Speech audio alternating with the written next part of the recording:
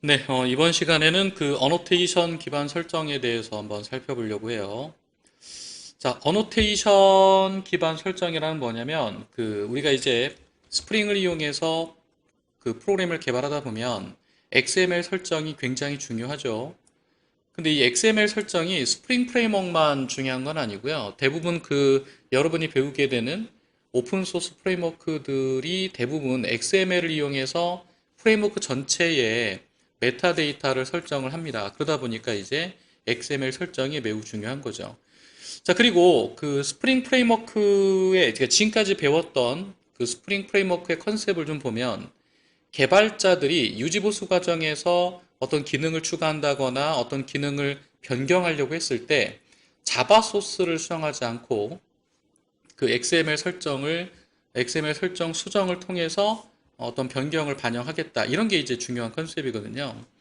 자, 그런데 이제 문제가 뭐냐면 되게 이제 그 상반적인 건데 XML만 관리하면 된다. 자바 소스 수정을 안 하거나 최소화하면서 유지보수를 또는 뭐 기능을 업그레이드 할 수 있는데 XML 설정만 관리하면 되니까 얼마나 편하냐. 이런 게 사실은 컨셉이었는데 굉장히 역설적이게도 XML 설정이 너무 복잡해져 버리면 오히려 XML을 관리하는 게 더 어렵고 힘들 수도 있지 않겠냐 이런 얘기인 거죠.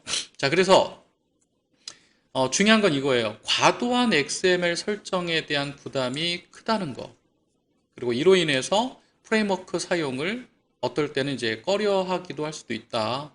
그런 얘기입니다. 그래서 어노테이션이라는 거를 이용해서 이 복잡한 XML 설정의 부담을 최소화하자. 이런 얘기고요. 자, 실습을 한번 해보도록 할게요. 현재 열려있는 모든 파일들을 닫아주시고요.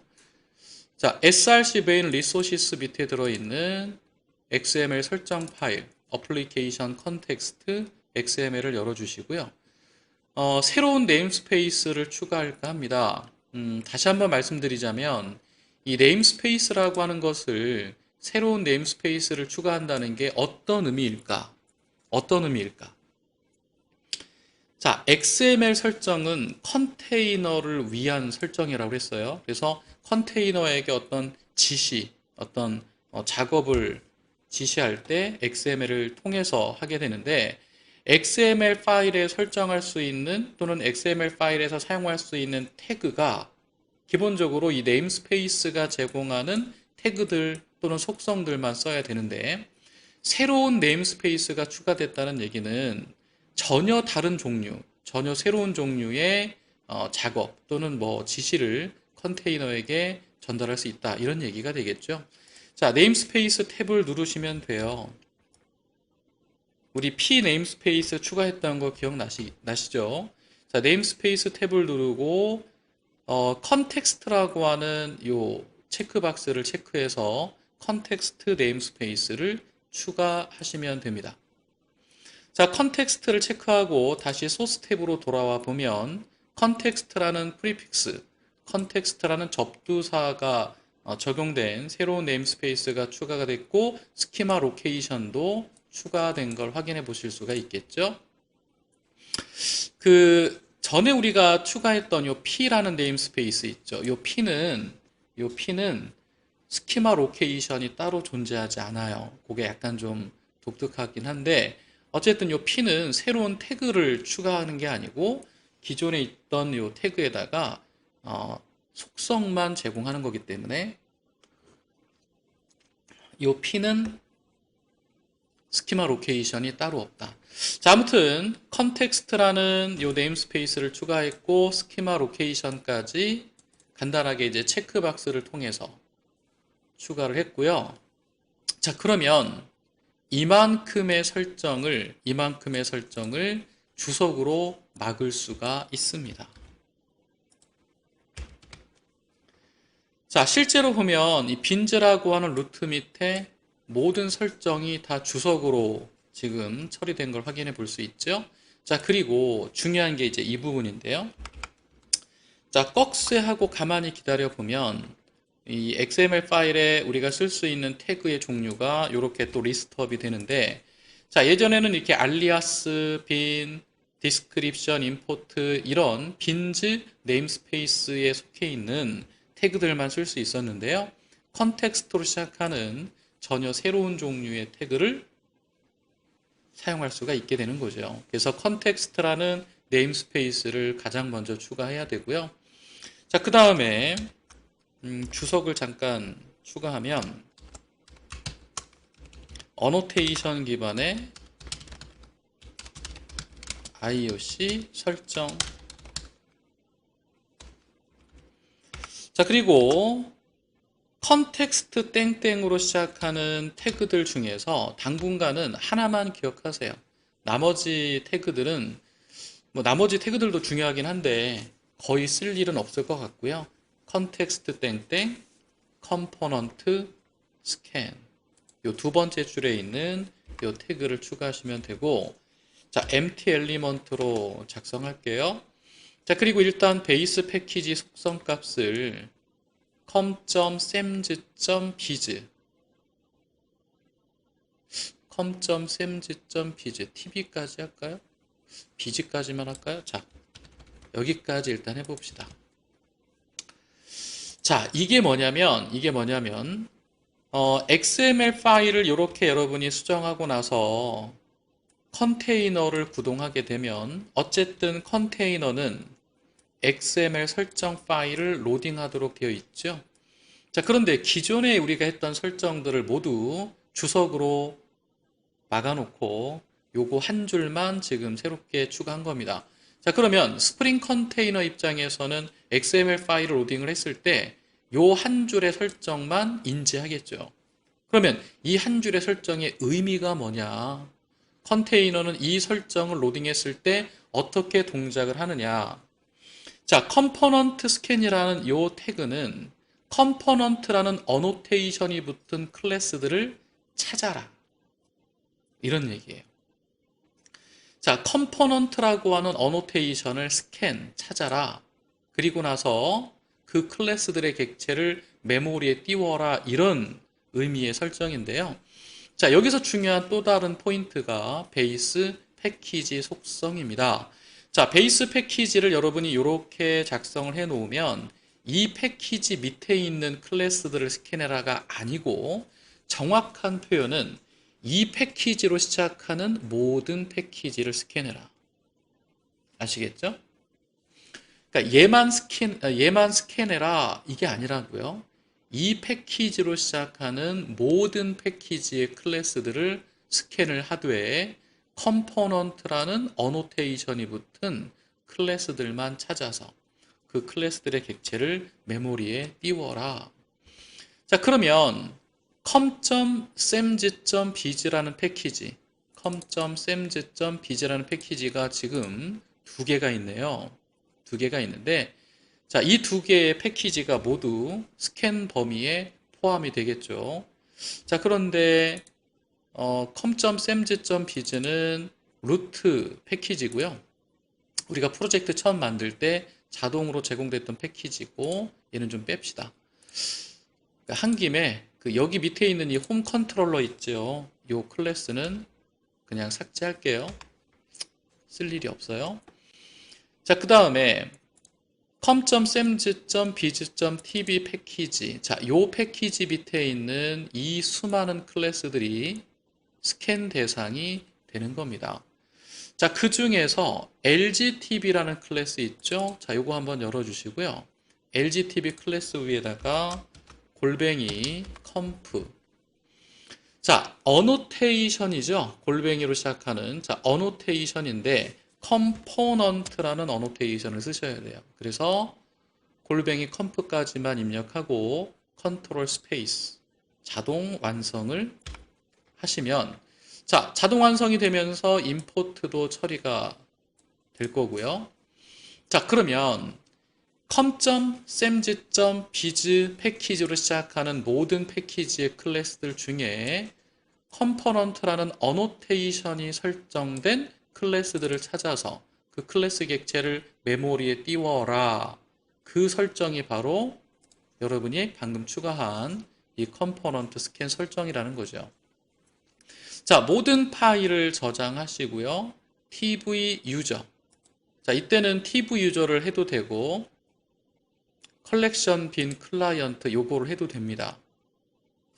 뭐 둘 다 이제 스프링 컨테이너를 생성하는 코드를 가지고 있으니까. 근데 저희는 그냥 TV 유저로 할게요. 자, TV 유저를 열어서 일단 앞에 보세요. 다른 건 다 필요 없어요. 자, 중요한 것이 스프링 컨테이너를 생성할 때 XML 설정 파일을 로딩한다. 이 XML 파일에 있는 설정대로 스프링 컨테이너가 동작할 것이다. 자, 이 상태에서 제가 TV 유저를 실행해 봅니다. 자, 그러면 당연히 스프링 컨테이너가 생성이 될 거고요. 이때 LGTB 클래스의 객체가 메모리에 생성이 되죠. 컴포넌트 스캔이 정상적으로 동작한 거예요. 자, 그래서 LGTB 클래스에 우리가 컴포넌트라고 이렇게 설정을 하면 마치 뭐랑 똑같은 거냐면 XML 파일에 클래스 속성을 이용해서 빈 등록한 것과 동일한 결과다. 그래서 com.samz.biz.tb 패키지에 LGTB 클래스를 이렇게 빈 등록한 것과 동일한 결과를 가져옵니다. 자, 일단 여러분 딱 보시면 좀 편하다라는 느낌 받을 수 있죠. XML 파일에 일일이 어떤 클래스를 등록할 필요도 없고요. 만약에 클래스의 패키지 경로가 수정되거나 클래스 이름이 변경이 됐을 때 XML 파일에 얘를 직접 등록했다면 수정해야죠. XML 파일을 수정해야 됩니다. 그런데 어노테이션을 클래스 위에 붙여버리면 이 클래스의 이름이 변경이 되거나 할 때 뭐 XML을 수정할 필요가 없죠. 얘를 등록한 적이 없으니까 관리하기가 편합니다. 자, LGTB 객체가 메모리에 뜨는 걸 확인해 봤고요. 자, 이번에는 이 LGTB 객체를 클라이언트 쪽에서 디펜던시 룩업을 통해서 이 객체를 획득을 하고 얘가 제공하는 메서드로 출해 보려고 할 거예요. TV 유저를 소스를 원래대로 되돌려 보면 되겠죠. 자, 컨테이너가 구동될 때 컴포넌트 스캔에 의해서 LGTB가 메모리에 뜨고 그 LGTB 객체를 디펜던시 룩업을 통해서 획득한 다음에 메서드를 호출해 보자. 자, 실행하잖아요. 에러 납니다. 자, 왜 에러가 나냐면 자, 기억나실 텐데요. 우리가 XML 파일에 어떤 클래스를 빈 등록을 할 때 내가 별도로 아이디를 설정하지 않으면 그 아이디는 이 클래스로 지정된 이 문자열 있죠? 이 뒤에다가 샵 제로 이게 아이디가 된다고 그랬죠? 자동으로. 자, 그런데 중요한 건 뭐냐면 컴포넌트라는 어노테이션을 이용해서 이 컴포넌트 어노테이션으로 클래스를 등록하잖아요. 그러면 클래스의 이름을 기준으로 이게 좀 다르죠. 자, 클래스의 이름, 패키지는 그냥 무시합니다. 클래스 이름을 기준으로 클래스 이름의 첫 글자를 소문자로 해서 아이디가 자동으로 결정이 돼요. 그래서 첫 글자를 소문자로 변경하고 나서 다시 한번 TV 유저를 실행하면 실행이 잘 됩니다. 아시겠죠? 자, 그래서 클래스 빈 등록을 할지 아니면 그 클래스를 컴포넌트 어노테이션으로 생성할지 이건 여러분이 결정하시면 돼요. 그런데 빈 등록을 했을 때 아이디가 생략이 된 경우는 클래스 속성 값에다가 샵 제로가 붙어서 아이디가 결정이 되고 컴포넌트로 등록하는 경우는 이 객체가 메모리에 뜰 때 클래스 이름의 첫 글자를 소문자로 해서 메모리에 뜬단 말이죠. 자, 당연히 클래스 이름의 첫 글자를 소문자로 해서 룩업을 해야 되는 거예요.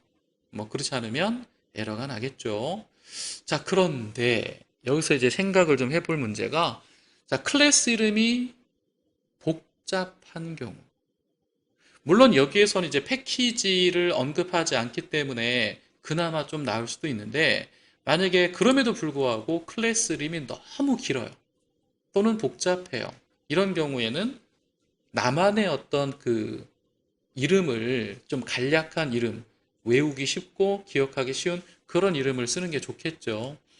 자, 그러면 어떻게 아이디를 추가할 수 있느냐? 자, 컴포넌트 뒤에다가 괄호 열고 이렇게 아이디를 지정하시면 돼요. 그래서 컴포넌트 tv 이렇게 했으면 이 XML 파일에 마치 아이디 속성을 추가하고 소문자 tv 이렇게 아이디를 지정한 것과 결과적으로는 동일한 결과를 가져온다. 자, 그래서 컴포넌트 뒤에다가 tv라는 아이디를 설정했고요. 그러면 이제 클라이언트 입장에서는 룩업을 할 때 그 아이디를 통해서 룩업 할 수가 있겠죠. 그래서 저장하고 다시 한번 실행해 보면 실행 결과는 이렇게 동일하게 출력이 됩니다. 그래서 아이디를 지정할 필요가 있다라는 거. 자, 여기까지 일단 좀 정리를 해볼까요? 교재를 중심으로. 자, 우리 교재 99페이지. 자, 가장 먼저 할 일이 컨텍스트라는 네임스페이스를 추가하는 겁니다. 자, 이때 네임스페이시스라고 하는 탭을 선택을 해서 간단하게 이렇게 체크박스만 추가하시면 컨텍스트 네임스페이스가 추가가 되는 거고요. 자, 그래서 소스로 돌아왔을 때 네임스페이스 컨텍스트와 스키마 로케이션이 어떻게 추가됐는지 확인해 주시면 되고, 자, 당연히 새로운 네임스페이스가 추가됐기 때문에 접두사, 이 프리픽스를 이용해서 새롭게 추가된 태그들을 네임스페이스가 제공하는 태그들을 사용할 수가 있는데 그 중에서 이제 컴포넌트 스캔 요 하나만 기억하셔라. 자, 베이스 패키지 속성이 매우 중요하다고 했어요. 베이스 패키지 속성 값을 어떻게 설정하느냐. 자, 만약에 이제 우리 교재처럼 폴리모피즘 이렇게 했으면 정확하게 이 패키지 밑에 있는 클래스들만 스캔해라가 아니고 이 패키지로 시작하는 모든 패키지들을 스캔해라. 자, 그래서 교재에서는 이렇게 지금 예를 들고 있는데 만약에 베이스 패키지를 컴. 스프링북. 비즈 이렇게 지정했다면 우리 교재에서는 앞으로 이렇게 이제 패키지를 사용할 것 같고요. 자, 그러면 이 패키지를 기준으로 이 패키지로 시작하는 모든 패키지들을 스캔 범위에 포함시켜 버립니다.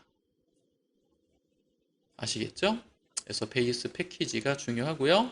자, XML 파일에 빈 등록을 할 거냐, 클래스 위에다가 컴포넌트 어노테이션을 설정할 거냐. 결과는 동일해요. 여러분이 편하다라고 판단되는 것을 사용하시면 돼요.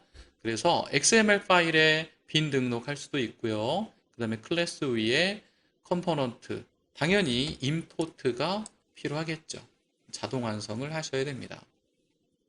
자, 중요한 거는 아이디다. 아이디. 자, 여러분이 컨테이너라고 생각해 보세요. 여러분이 컨테이너인데 여러 객체들을 메모리에 띄워놓고 이 객체들을 관리할 건데 각각의 객체들을 뭐를 기준으로 식별할 거냐 이거예요. 아이디입니다.